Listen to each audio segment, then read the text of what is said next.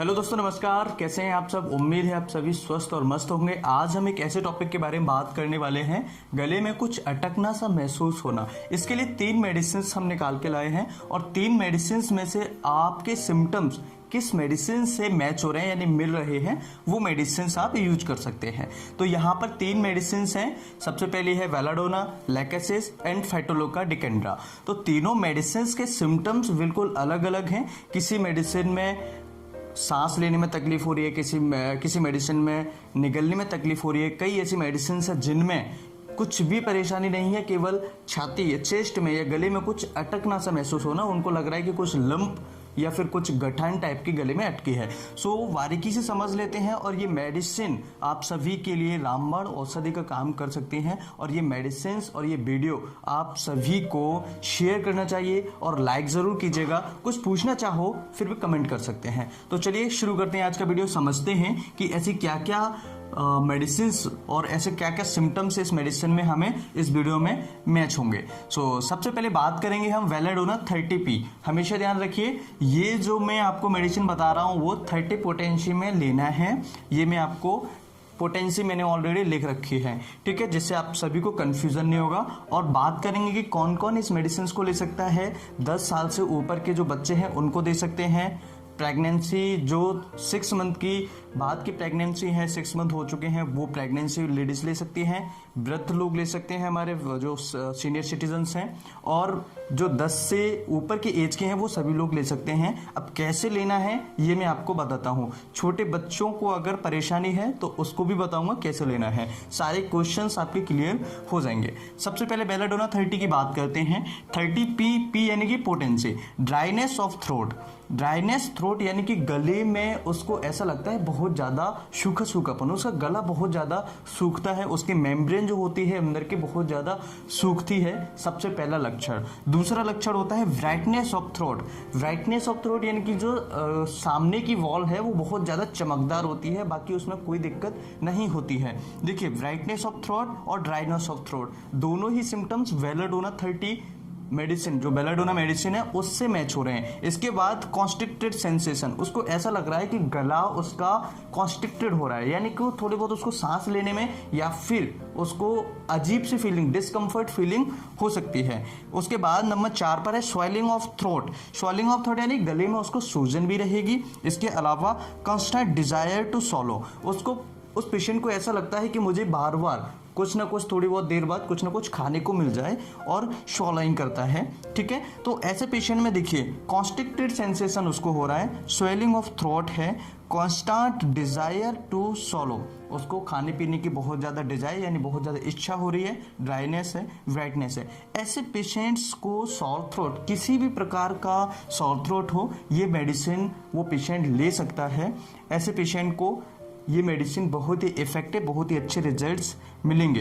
अब बात कर लेते हैं लैकेसिस 30P यानी 30 पोटेंशी के बारे में। Lump in the throat. Lump in throat का मतलब कुछ गले में उसको ऐसा लग रहा है कि पेशेंट के गले में कुछ अटका सा हुआ है, उसको ऐसा लग रहा है गठन टाइप की है, या फिर मतलब बहुत ज़्यादा डिस्कम्फर्ट उसको होता है। डिफिकल्टी ब्रीथ, हो सकता है उस मरीज को सांस लेने में थोड़ी बहुत परेशानी आए। कॉन्स्ट्रिक्शन ऑफ थ्रोट यानी कि उसको ऐसा लगता है, जो ये सिम्टम्स यहाँ पर था, देखिए 4 नंबर का सिम्टम्स इसमें मैच हो रहा था और यहाँ पर 3 नंबर का सिम्टम्स इसमें मैच हो रहा है, यानी कि ये सिम्टम्स दोनों मेडिसिन में मैच हो रहा है। लेकिन यहाँ पर डिफिकल्टी ब्रीदिंग है, लंप इन द थ्रोट है। यहाँ पर लंप नहीं था, उसको ऐसा नहीं लग रहा था कि गठान है गले में, लेकिन उसको टॉन्सिलाइटिस वगैरह है, गले में सूजन है, गले में ड्राइनेस बहुत ज़्यादा हो रही है, सूखापन लग रहा है, गले में हल्की सी ईचिंग भी हो सकती है इस मेडिसिन में, बेलाडोना में। यहाँ पर क्या हो रहा है, लंप इन थ्रोट, उसको गले में कुछ अटका सा महसूस हो रहा है। डिफिकल्टी, सांस लेने में थोड़ी बहुत परेशानी हो सकती है, जरूरी नहीं है कि उसको परेशानी हो ही, ठीक है। ऐसे पेशेंट को सफोकेशन भी होता है, जैसे गले में कुछ लग रहा है तो उसके तेज धड़कने होना, घबराहट, बेचैनी भी हो सकती है। इसके बाद कॉन्स्ट्रिक्शन ऑफ थ्रोट, उसको ऐसा लग रहा है कि गला किसी ने कॉन्स्ट्रिक्टेड कर दिया, यानी कि किसी ने दबा दिया है, या फिर उसको गला ऐसा लगता है जैसे किसी को सगरा हो रहा है, मतलब सांस लेने में उसको तकलीफ आ सकती है।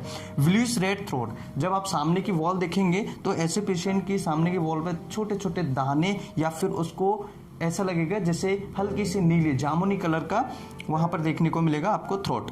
अब एम्प्टी सॉलोइंग, पेनफुल डिस्कम्फर्ट।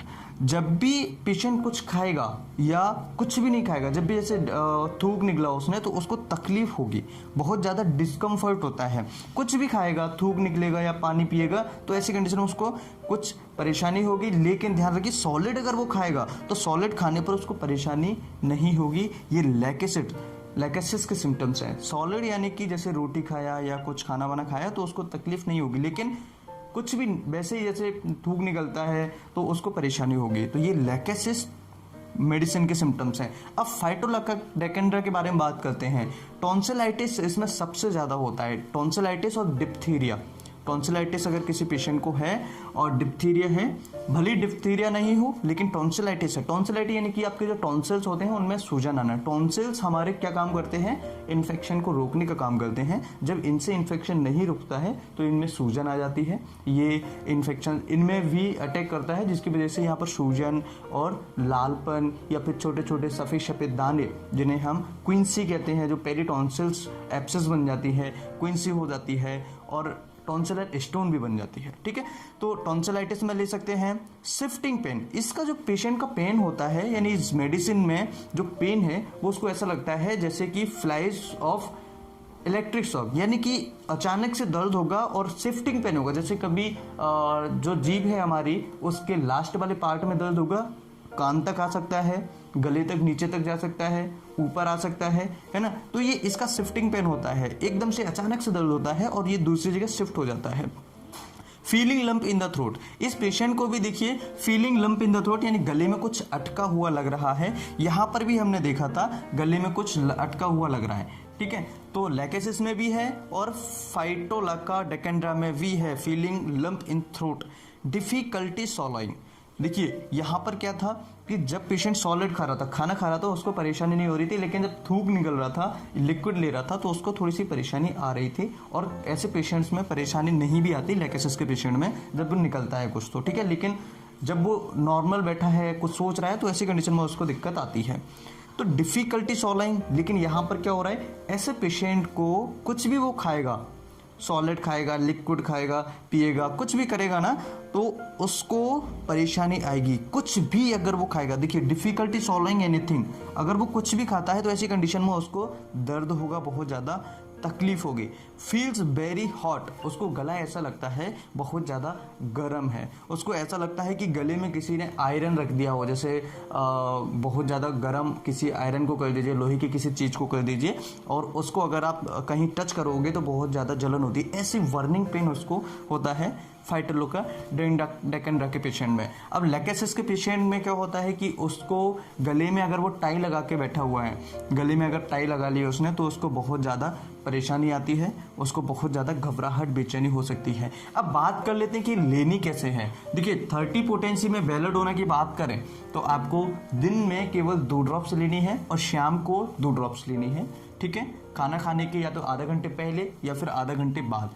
कोशिश कीजिए जो लहसुन और प्याज है ये न खाएं। तो 2 ड्रॉप सुबह लेनी है, ठीक है, और 2 ड्रॉप शाम को लेनी है, यानी बीडी सुबह और शाम।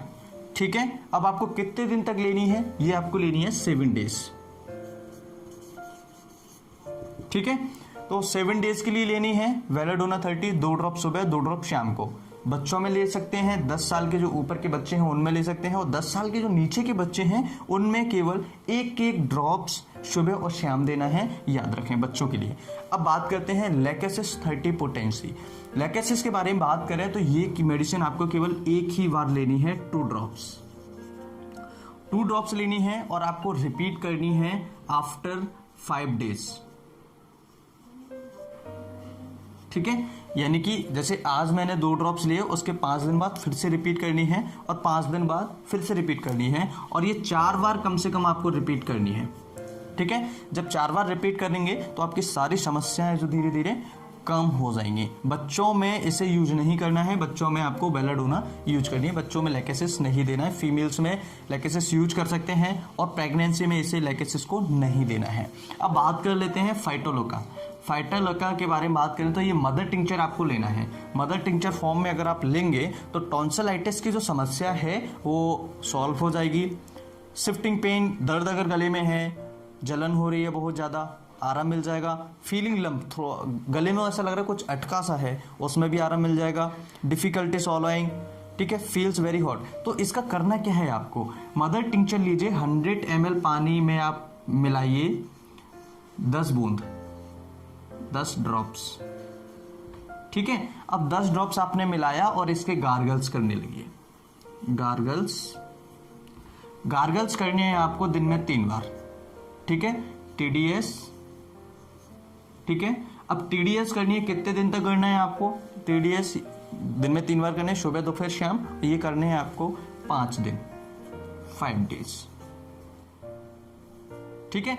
तो ये मेडिसिन के बारे में आई थिंक आप सभी ने समझ लिया है, और ये मेडिसिन बहुत ही इफेक्टिव मेडिसिन है, बहुत ही अच्छे रिजल्ट्स इस मेडिसिन के हैं। इस कठिन समय में आपकी जितनी हेल्प कर सकता हूँ उतनी हेल्प करूँगा, और करता भी आ रहा हूँ। और उम्मीद है कि आप वीडियो को शेयर करेंगे, ज़्यादा से ज़्यादा लोगों तक इस वीडियो को शेयर करेंगे। जितना ज़्यादा वीडियो आगे जाएगा उतना आप सभी का फ़ायदा होगा, और ज़्यादा से ज़्यादा लोग इसको देख पाएंगे तो उनका भी फ़ायदा होगा। बहुत सारे लोग इस समस्या से परेशान हैं, और मैं उम्मीद करता हूँ कि ये मेडिसिन सभी के लिए बहुत ही इफेक्टिव और बहुत ही अच्छे रिजल्ट इन मेडिसिन से आप सभी को मिलें। और उम्मीद है कि आप बहुत जल्दी स्वस्थ मस्त हो जाएं, और आपको डरना नहीं है। एंजाइटी, आर्सेनिक एल्बम के बारे में कुछ बात चल रही थी। एक मेडिसिन है आर्सेनिक एल्बम 30 पोटेंसी। तो कई पेशेंट्स थे इसके बारे में मुझसे कमेंट्स में पूछ रहे थे, सर आप इसके बारे में बताइए, और इस मेडिसिन के बारे में क्या है क्या नहीं है। तो एक छोटा सा क्लिप मैंने ऑलरेडी अपलोड कर दिया है, वीडियो की लिंक डिस्क्रिप्शन में मिल जाएगी। और नेक्स्ट वीडियो में बात करेंगे कैम्फर के बारे में, कैम्फर क्या है और कैसे काम करता है, इसके बारे में भी हम बात करेंगे। कैम्फर 30 या फिर बनेम जो मेडिसिन आपकी चल रही है, इसके बारे में भी हम बात करेंगे। और बहुत ये आयुष मिनिस्ट्री के द्वारा ये मेडिसिन अप्रूव हैं, और कैम्फर हालांकि आयुष मिनिस्ट्री के द्वारा अप्रूव नहीं है अभी। ये वाली मेडिसिन आर्सेनिक एल्बम जो है एज इम्यूनिटी बूस्टर, ये मेडिसिन अभी ऑलरेडी मार्केट में है, अवेलेबल है, 30 पोटेंसी में आपको मिल जाएगी। लेकिन कोशिश कीजिएगा कि ये मेडिसिन आप अगर ले रहे हैं तो एक बार होम्योपैथिक डॉक्टर से जरूर मिल लीजिएगा, उससे जरूर कंसल्ट एक बार कर लीजिएगा, कि हो सकता है कि इन मेडिसिन से भी आपको कोई सिम्टम्स मैच नहीं हो रहा हो, और हो सकता है कि दूसरी मेडिसिन आपको बहुत अच्छी भी निकल आए। तो ये मेडिसिन बहुत ही इफेक्टिव हैं और बहुत अच्छे रिजल्ट इन मेडिसिन के हैं, और सारी चीज़ें मैंने आपको बता दी हैं। उम्मीद है कि आप सभी को इन मेडिसिन से फायदा होगा। एक फिर मिलते एक नई वीडियो में, तब तक के लिए इजाजत दीजिए, bye bye, take care, thanks for watching, have a nice day.